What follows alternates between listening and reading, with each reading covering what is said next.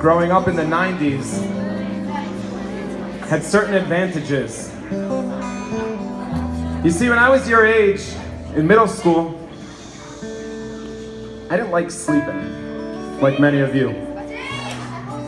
I'd wake up early in the morning, house would be quiet, everyone was in bed. I got to go downstairs all by myself, turn on the TV, and I used to watch old shows, new shows, anything I wanted. No one would fight, none of my siblings would fight over which show we get to watch. And then it was 6 o'clock in the morning, and I discovered a new show in the mid-90s. Pokemon. Gotta catch them all. So when I found out that we'd be catching them all at this Shabbaton, the focus would be Pokemon, I said, this is my kind of Shabbaton. But what does it even mean to catch them all? Gotta catch them all. What are we referring to? It could mean so many things. Pikachu, Charmander, who knows? But 2 weeks ago, I discovered what this might mean.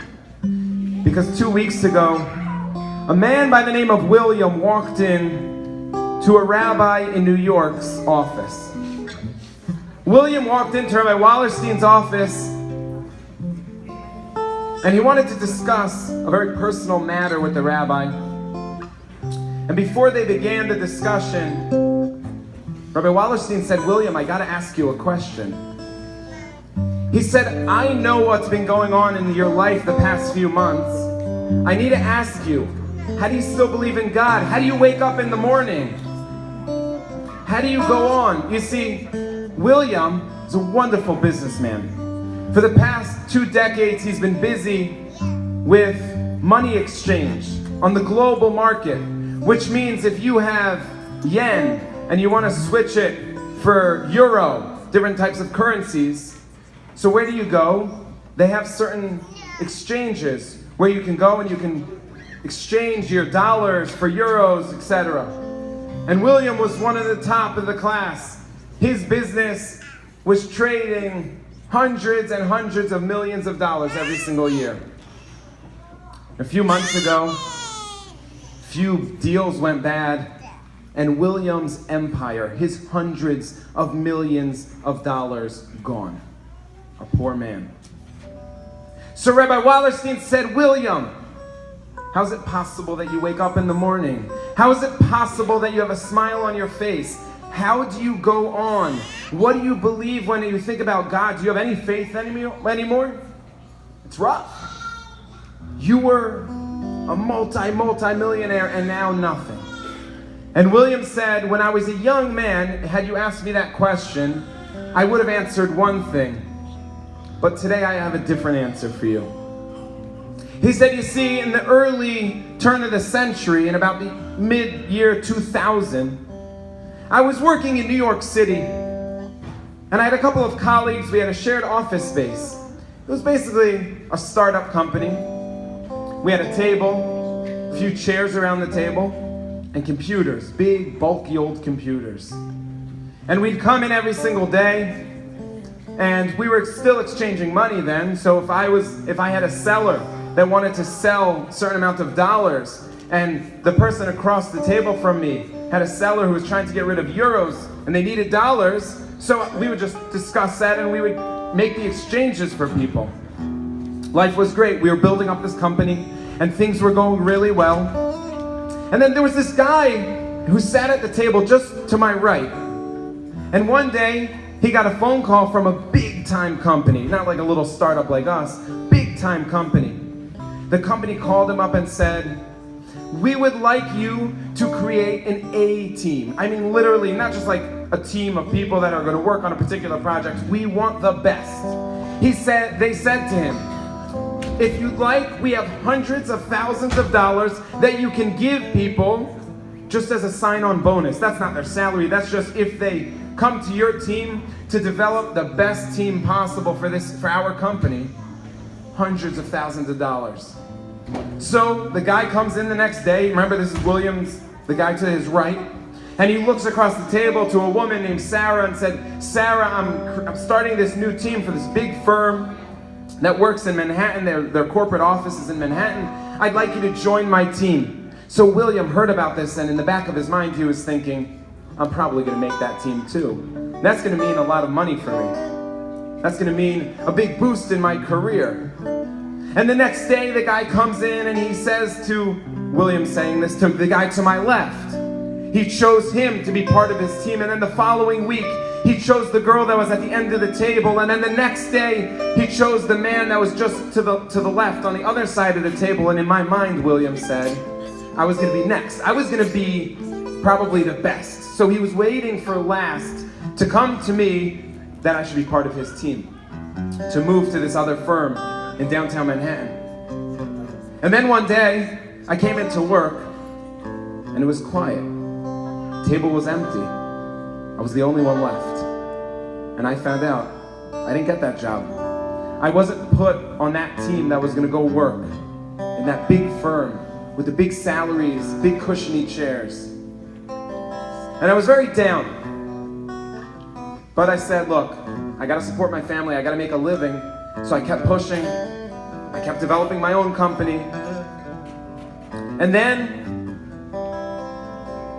September 11th, 2001, all of my friends that had been sitting around the same table with me, they were working on the 86th floor of the Twin Towers in the morning of that devastating day where over 3,000 people died. And every single person at that table who I wanted to go work with perished. None of them survived. And I knew I would have been part of that table. I would have been in that building. So Rabbi Wallerstein, when you ask me, how do I feel that I've lost hundreds of millions of dollars, do you know what I get to tell you? I'm alive.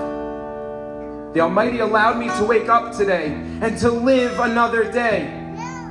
You gotta catch them all. Every single day. Don't allow. This is what William said. This is a guy who had hundreds of millions of dollars and lost it all. He said, you gotta catch them all.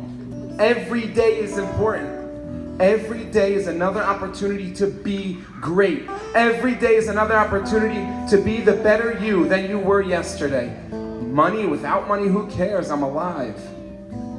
But you see, in the middle of the 90s, when I was watching Pokemon, there was this team. Maybe some of you guys are familiar with Team Rocket. Team Rocket would always come and ruin the day. Because life was fine, we'd just be chilling with our Pokemon and nothing's going wrong until Team Rocket swoops in. And Team Rocket tried to mess everything up for us. Because sometimes in life, sometimes we have bad days.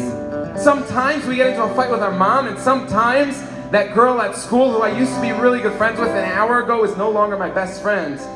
And sometimes I don't do well on my math test, and sometimes somebody in my life maybe is not so well. And it's challenging to me. So how am I going to defend myself, and how am I going to defeat Team Rockets in my life?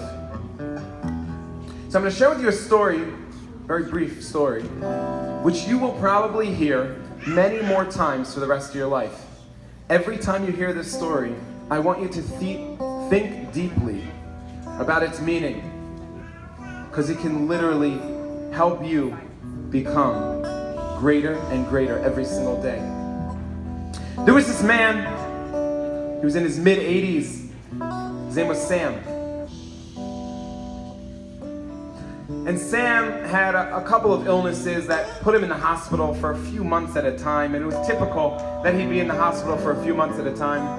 And Sam's illnesses, it took on different tolls, different parts of his body was ill, until finally even his eyes went. He was no longer able to see, and he was laying almost every single day in this hospital bed on the left side of the room. And one day he hears a charming voice, a deep voice, and a man comes into the room and says, "Hi, Sam." Sam says, "Hi, how are you? What's your name?" He says, "I'm Charles." Charles had one of those voices that you could just listen to. was like sweet. He was always so kind and pleasant. And they became roommates. Charles on the right side and Sam on the left. And they would always have conversations about, when they were young, their first wives, they were very old at that point. Their first wives each had passed away, so they described what life was, their children and their grandchildren, and they just had a great relationship. Sam with his thing and Charles on the other side was with his thing. And one day, Sam said to Charles, "Charles, can you do me a favor?" Charles said, "Certainly." He said, "Can you look outside the window and just describe to me what's out there, because I'm not able to see, so I can no longer appreciate what is outside. Can you just describe what's outside?" Charles says, "Certainly." And Charles looks out the window and he says, "Sam, right across from the hospital, there's this beautiful park. Children are playing on the swings. Adults are running through, and some people are walking their dogs."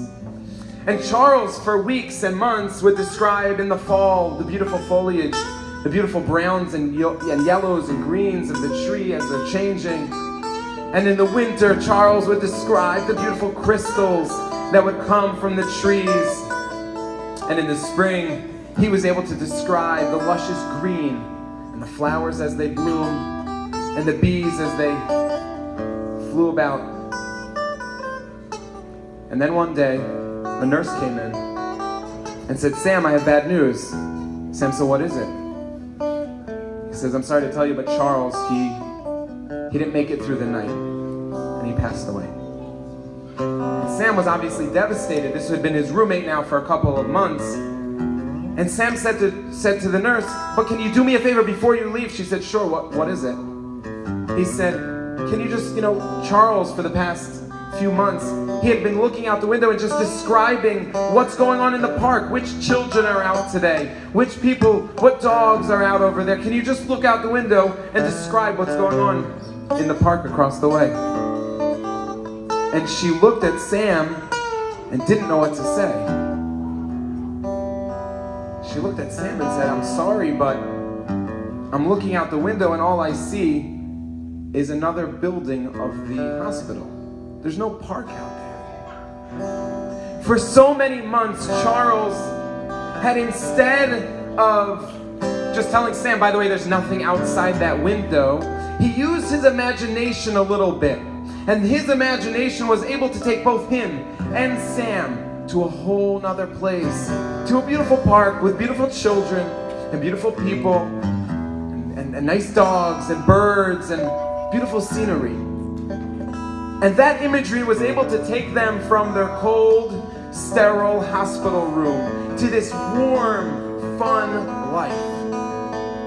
Because when the challenges arise and we get into a fight with our friends, and when our teacher, it just feels like they're picking on us, and when we're trying to connect to the different things that we hold dear but it's just not going, and Team Rocket comes in to ruin our day, you know what we can do? We have this amazing tool of not only recognizing that we're going to catch them all, that every day is going to be great, but when the challenges arise, we're going to say, no, we're not going to allow those challenges to remove this day from us.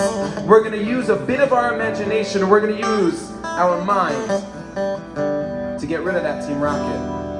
And they're going to be saying, Team Rocket, the bad people, they're going to be blasting off once again. And we will have caught them all. You got to catch them all.